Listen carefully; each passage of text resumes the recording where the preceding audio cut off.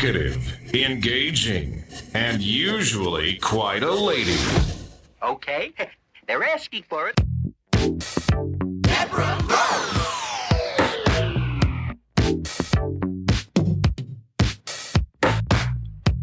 On today's podcast, we're going to talk about public incivility.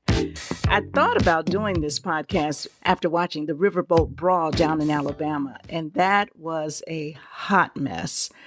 It's interesting, though, despite the fact that when I first saw it, I said to my coworker, I said, you know what?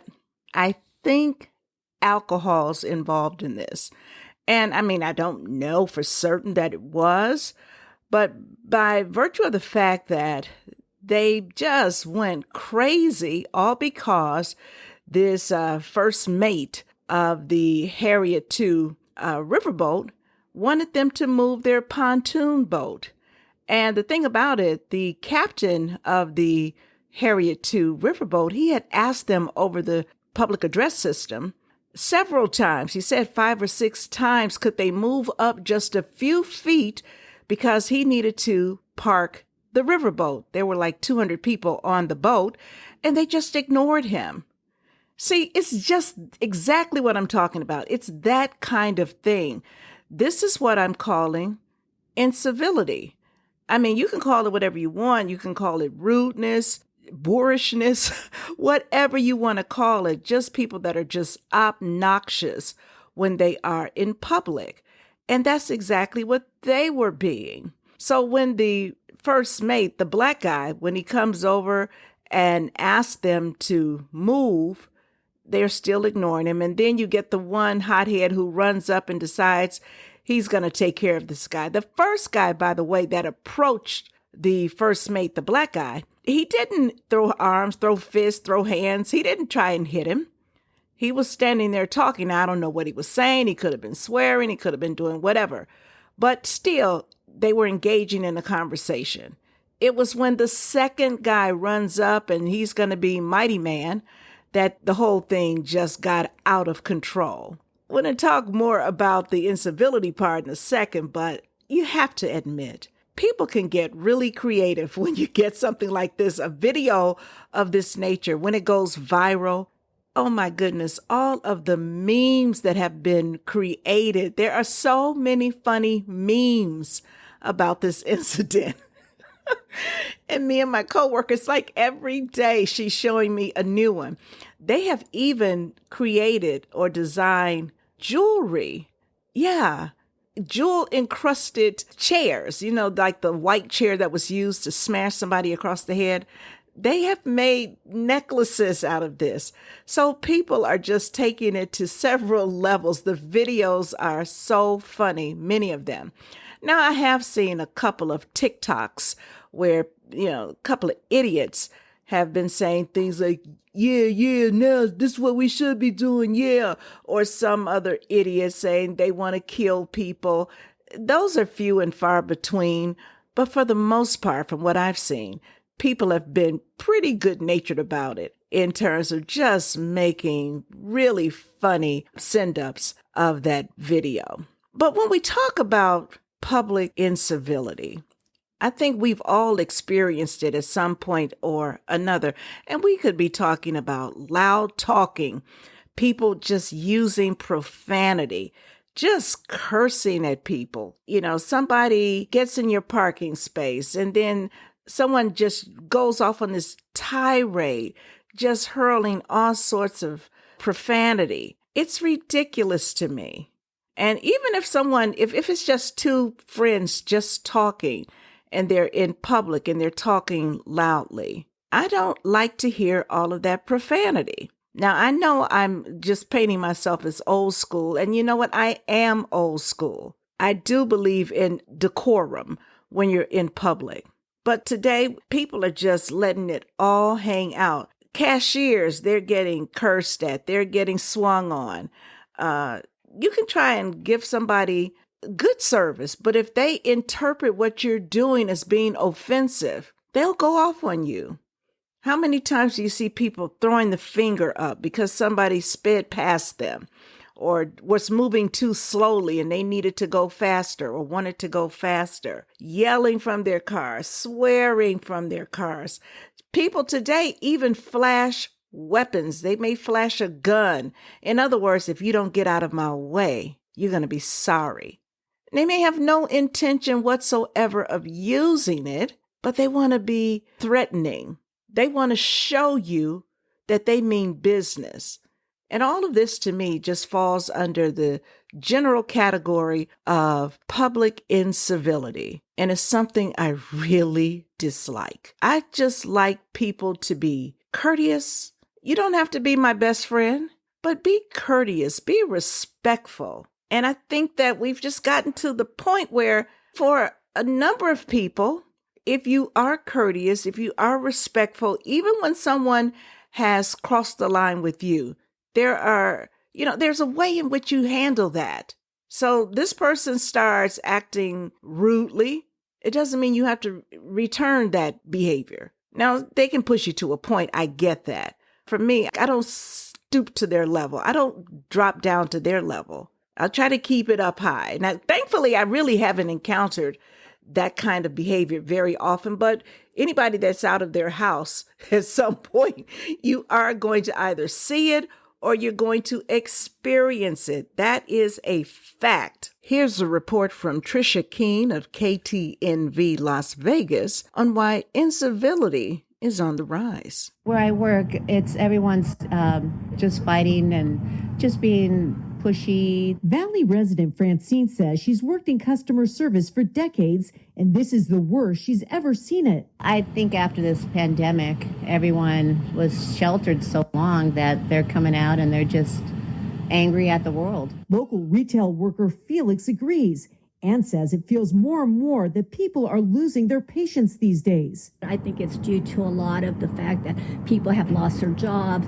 money's tight right now, prices are increasing, so it's affecting everybody. A new study found that it's a problem across the globe. A Georgetown University professor surveyed people around the world and working in more than 20 different industries. It says rude behavior is on the rise and contagious. The definition of rudeness in itself is being uncivilized, lack of manners. I think sometimes that in and of itself can be contagious. Sandra Reichart is a clinical social worker and owner of Executive Therapy Solutions on West Charleston and Rainbow. She says stress, the pandemic, the economy, war, and politics all play a part. The problem is far too many people are responding to rudeness with further bad behavior. And so people feel, wow, I feel like this person doesn't think I'm worthy of respect and manners. And then their hurt will go and trigger someone else. They might offend somebody else in their day. Reichart believes social media is also lending to the spread of abuse. With the influx of influencers on social media and the you must think like I do, we should be able to feel the freedom to think as we want and not feel ostracized or disrespected for sharing a different point of view. Attitudes are so bad. 73% of respondents in healthcare, education, retail, and other service industries said it was not unusual for customers to behave badly. And 66% said bad customer behavior toward other customers is more common than it was just 5 years ago.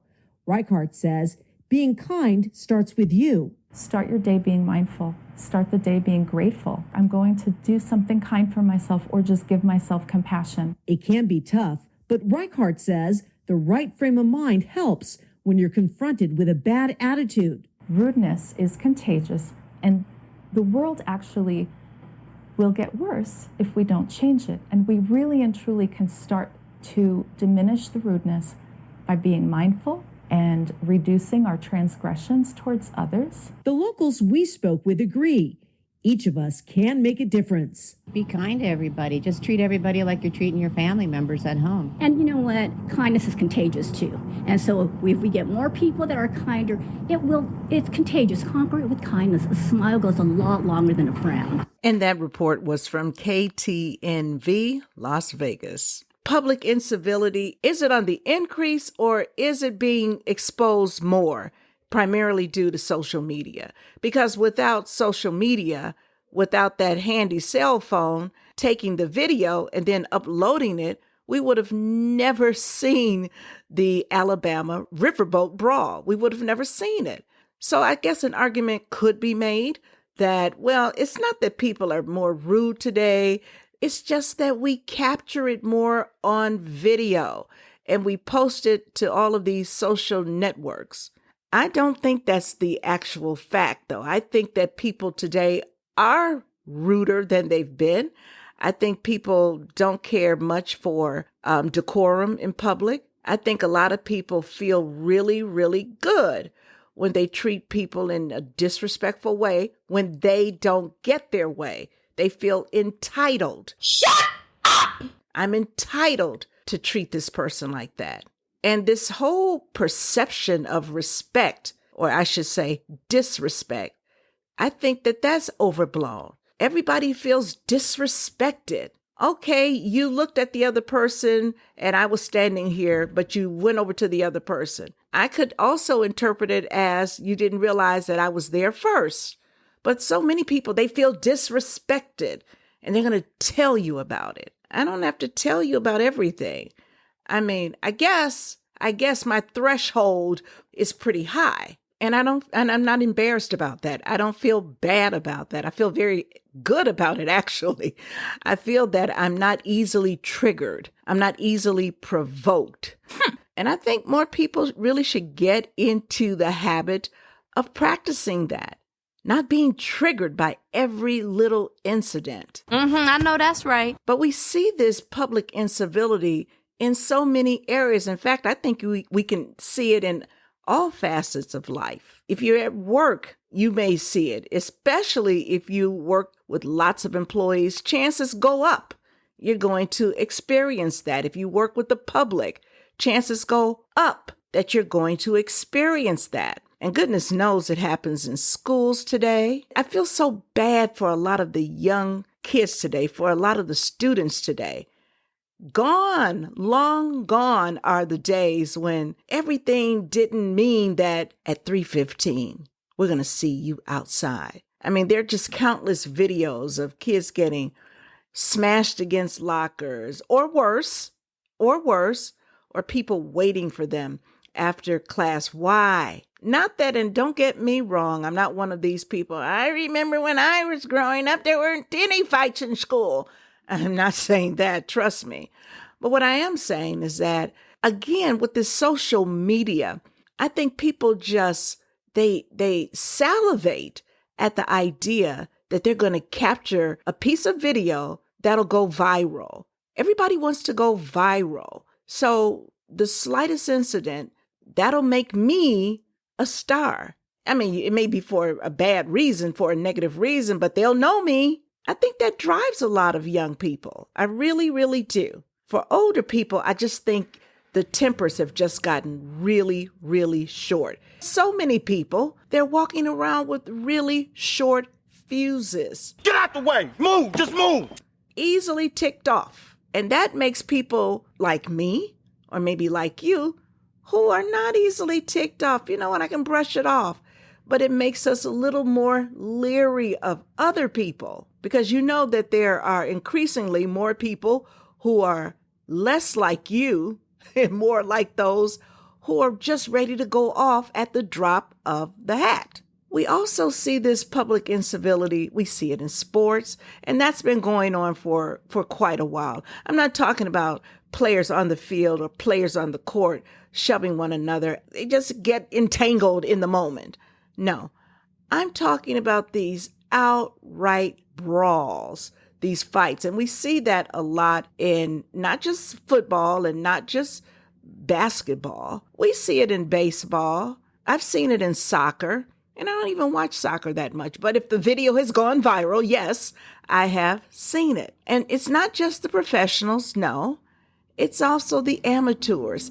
It's also the children. Have you been to a little league game? And a lot of times it's not even the kids that are the triggers for all of this. A lot of times it's the parents. Some parent that just wants to be seen, wants to everybody to know that's my kid out there and you're not going to treat my kid like that. And my kid is the greatest that's ever played this game. And that's the parent you really have to watch. It really is. And then there's politics. And politics has always been a dirty game. I think the difference, though, in this modern era, this post-civility era, is that I think a lot of politicians, they pride themselves on being obnoxious. And I know a lot of their minds immediately go to Donald Trump.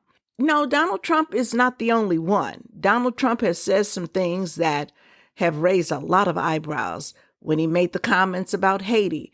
I thought to myself, even when he said it, that there was another way to say it instead of calling it a bleep hole. And he wasn't, I don't think he was exaggerating. Look at what we see with the illegals coming over. A lot of them from Haiti.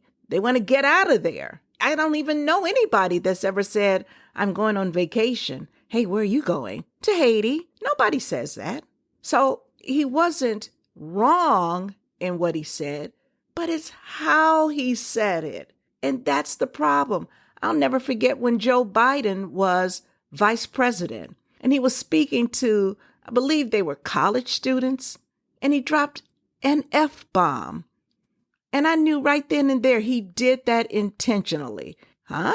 Yeah, I think he did it intentionally because he wanted to look cool. Because that's common today. People, they don't mind cursing in public. A vice president dropping the F-bomb, and then he laughed it off and excuse me. No, you meant to do that. You've been speaking to audiences for well over 4 decades.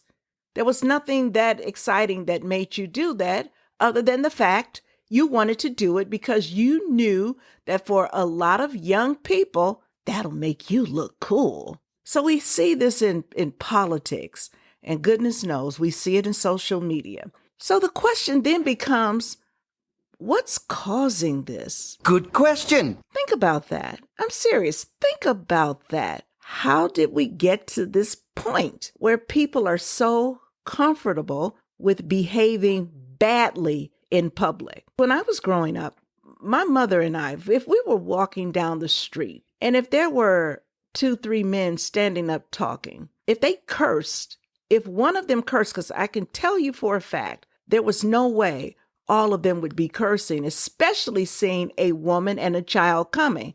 And I know this because I remember this happening. A guy said, I don't know what the word was, but his friends, they chastised him. Hey, man, don't you see there's a lady and her baby right there? Watch your mouth. That's what they used to do. They don't do that anymore. No, they don't do that at all. I was going into Toys R Us a few years back, and I had my daughter in the cart, and there were 3 boys coming out, and they were just F-bombing all over the place. And I honestly did this, and I stopped, and I looked at them, and I said, boys, I know your mothers wouldn't like to hear you talk like that. Now, that was corny as heck. I know this. And they were like, oh, I'm sorry. That wasn't me. That was him. I'm sorry. Now, that was probably 25 years ago. But the point was, I kind of felt maybe they will start cursing at me. But at the same time, I also felt they just needed a gentle, guiding hand. I knew it was a 50-50 chance there that they would either, verbally attack me or they would calm themselves down. And thankfully, they calmed themselves down. And one of the boys said, you think you'll need any help when you come out? And I said, I might. And I figured they would be gone, and they were gone when I got out. But the point is, even just a few years back, people still had that sense of restraint. I'm just not going to just go off. I'm just not going to just say and do and whatever I want. I'm in public. Now, when you get in your home, you can do whatever you want. So I'm just trying to get a handle on what has caused this shift. And I actually think there are a number of things. And no, I'm not going to blame social media. Hey, it's social media's fault. No, I think it's a conduit. I think it's a means by which people put this stuff out in the atmosphere, but it's not the cause. I think there are multiple causes, as a matter of fact. And part of that is we are just a less formal society.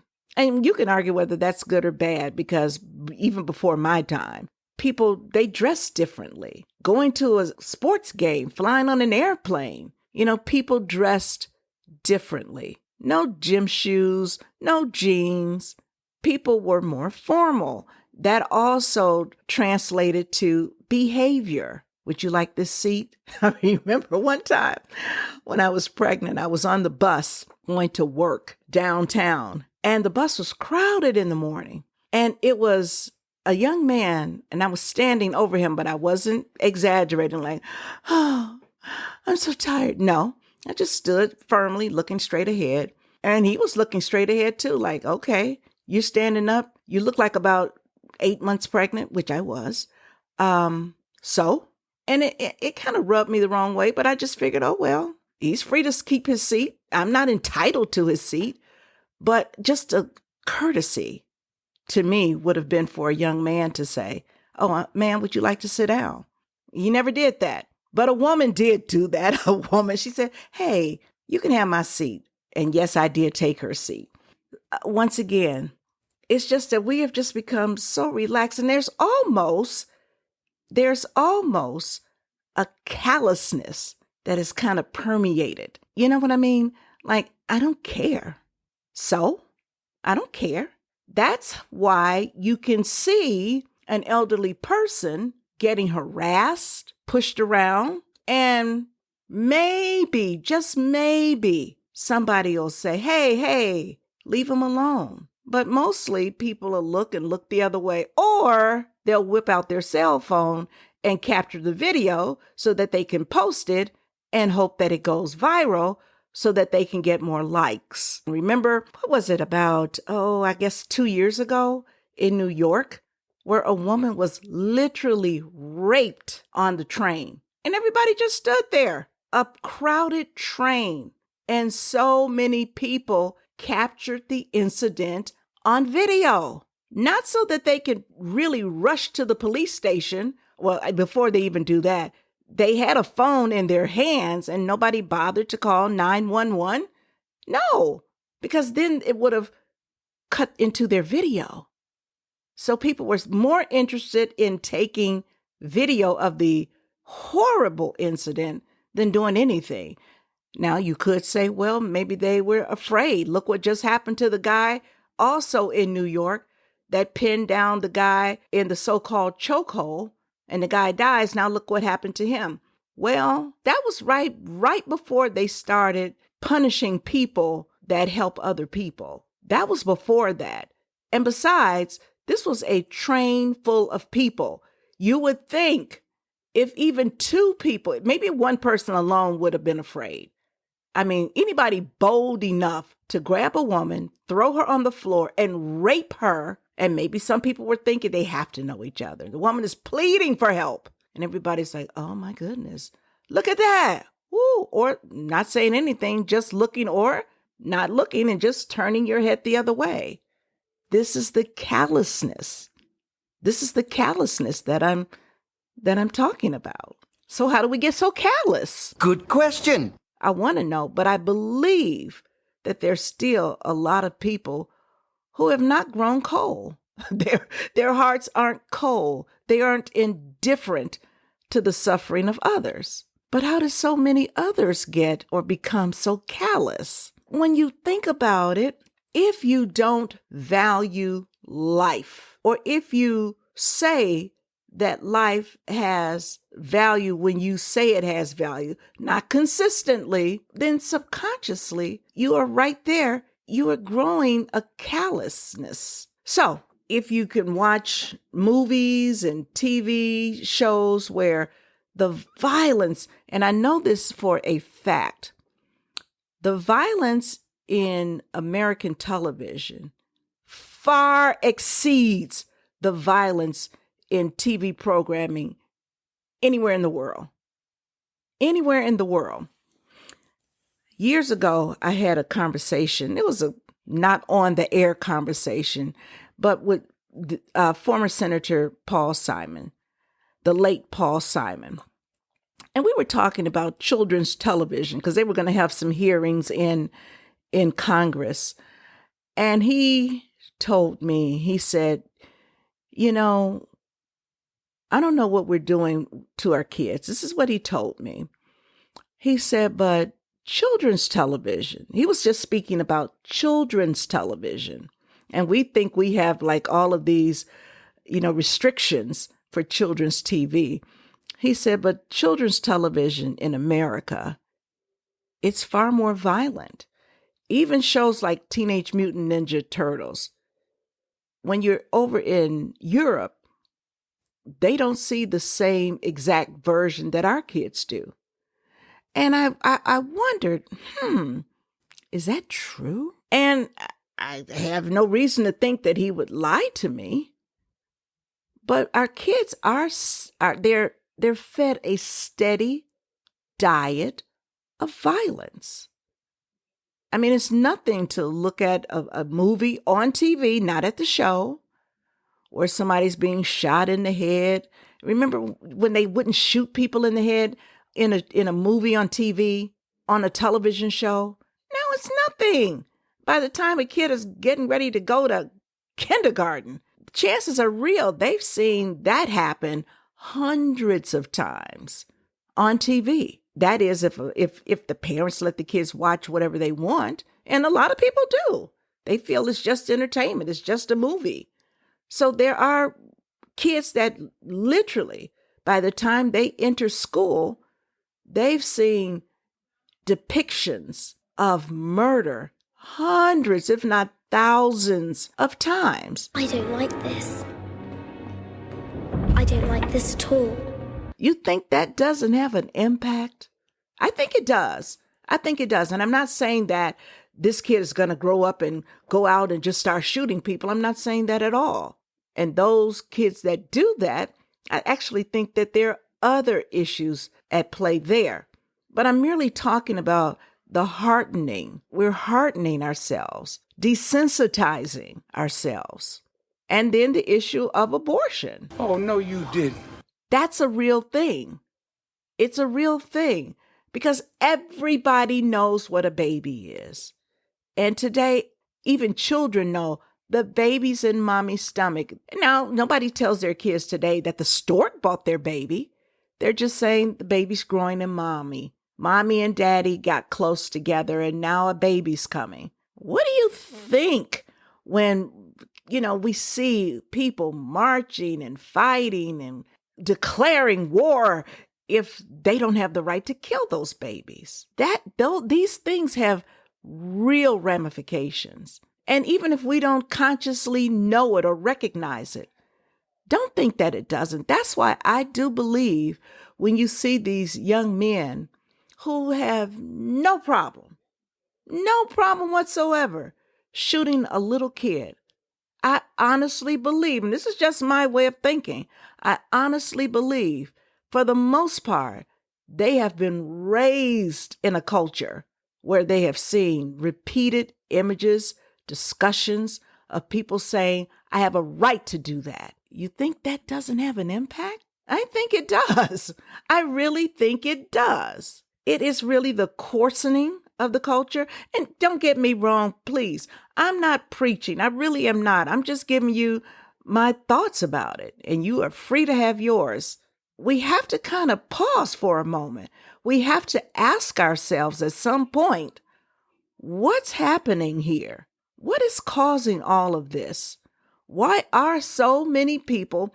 How do you just, you could say that's because they're criminals or nobody raised them properly. But how is it that scores of kids can just say, I don't care, I'm going in this store. And anybody get in my way, I'll knock them out the way. I'll take what I want. And I'll walk out. That's a hardening there. Yes, they are fully aware of the changing dynamics in our laws. They know this. They know they don't have to post bond or bail. They know this. They know police are going to respond slowly. They're aware of this. They know prosecutors are going to say, go on about your business, you little ruffian. Oh, they know it. But that's not the reason. I know it too. But I'm not going to go into a store and say, let's see what I'm going to take out of here today. I'm not going to do that. But again, I have not allowed myself, and I don't think you have either, hopefully not, to be hardened. And that's what we're talking about here. It is a coarsening of the culture. It is a hardening of the heart. And there's fear there too. There's fear. I think a lot of people, they are afraid to speak up, afraid to say, hey, let's not do that in here. Do you mind taking that outside? Well, you know why they're afraid, because that person's then going to turn on them. I understand that. But to at least pick up the phone and call the police. Today, a lot of people say, it's not my business. They're not bothering me, but they're bothering someone else. They're bothering a fellow citizen. So that part aside for a moment. But there are other things that are, to me, public incivility, public rudeness. Like, you're at a restaurant, and I used to only see this with senior citizens, where a senior citizen, they're enjoying their meal. And after the meal, they'll let out this long belch. Well, I always took it as, that's an old person. It just came up. They couldn't control it. Because a younger person, they can suppress the belch.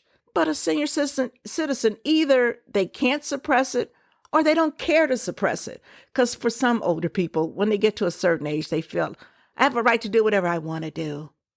I want to burp right now, I'm going to burp. If I want it to come out the other end, it's going to come out.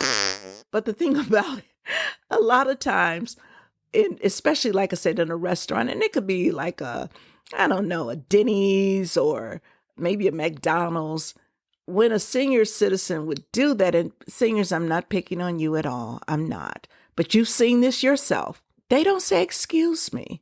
Like, excuse me. They just keep going. Keep sipping their coffee, eating their breakfast sandwich, eating their eggs, whatever. Like they didn't do anything. Now that's still a rudeness there, but I always gave them kind of a pass because they're elderly. But when I hear a young person do it, it's like, Now you know better. Or they'll do it and then they'll make this big to-do out of it. There's no need for that either. No, bring it down.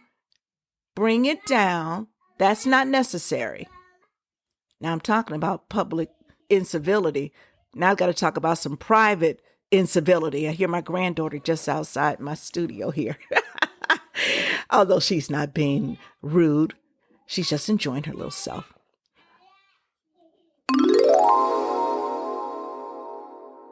Okay.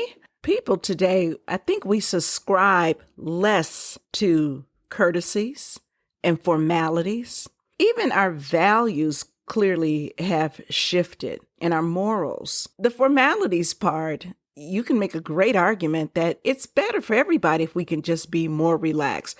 We don't have to use our silverware, every fork and every spoon and the knife for every meal.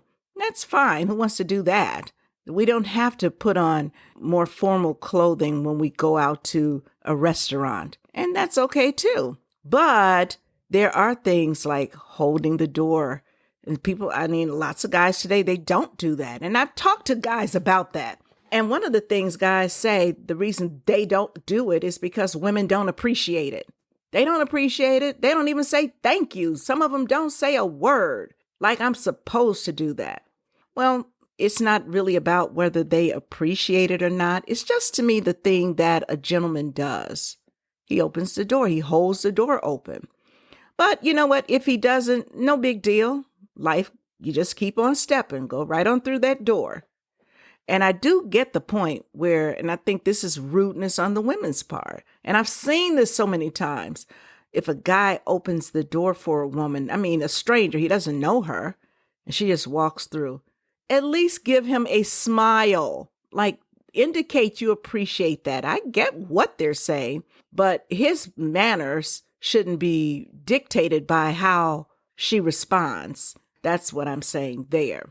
So yeah, The formalities, I don't mind them being reduced some. But the courtesies, that's another thing. And that's where I think we also come into a lot of these problems. Because even when we go back to this Alabama riverboat brawl, that thing had no business getting that out of control. They could have moved. They just were discourteous. When the captain asked them to move their pontoon boat, the attitude was, I don't care. You're not going to tell me what to do.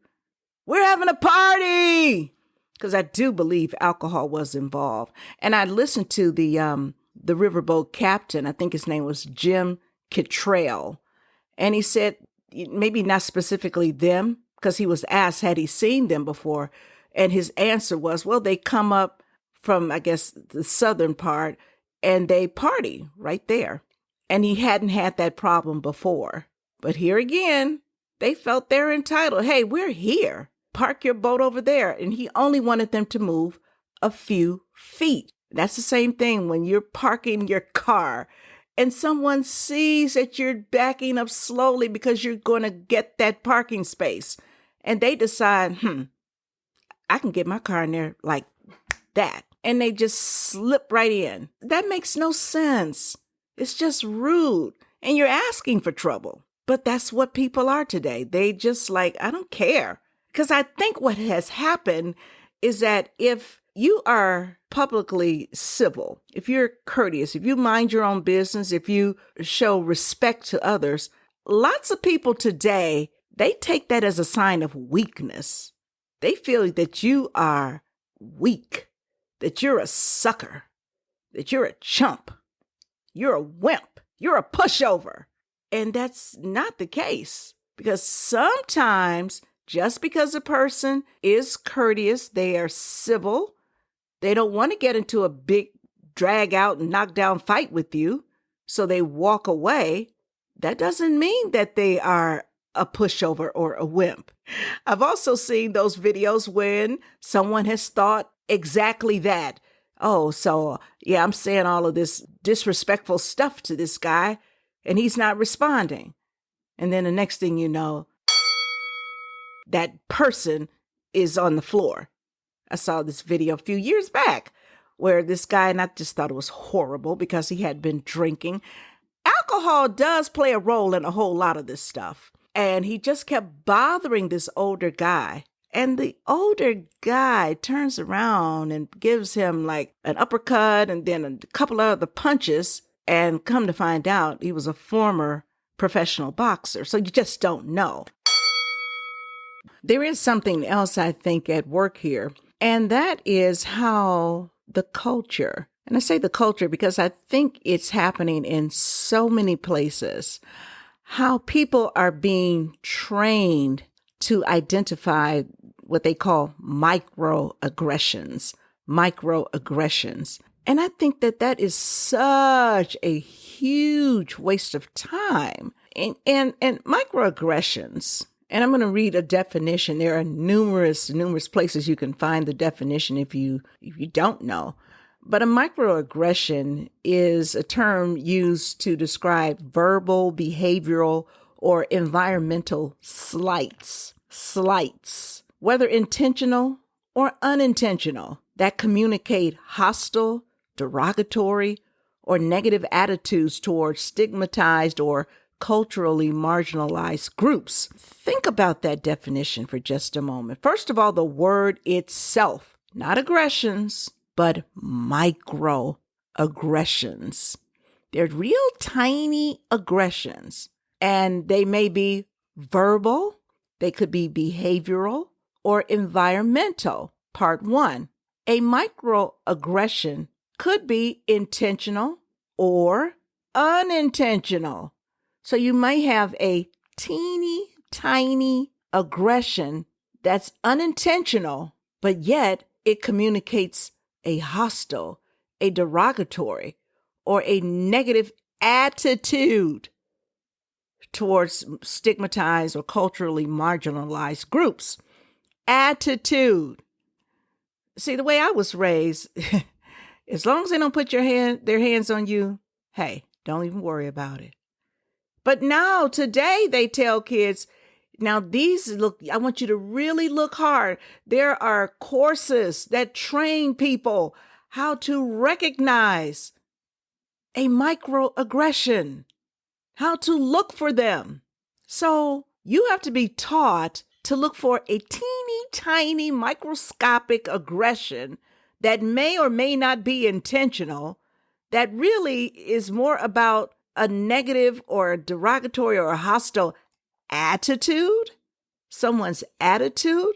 I'm not talking about someone staring you down, rolling their eyes, having a horrible snarl, growling at you. No, none of that.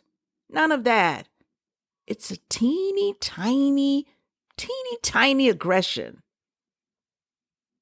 And it may not even be intentional. And it's just in someone's attitude.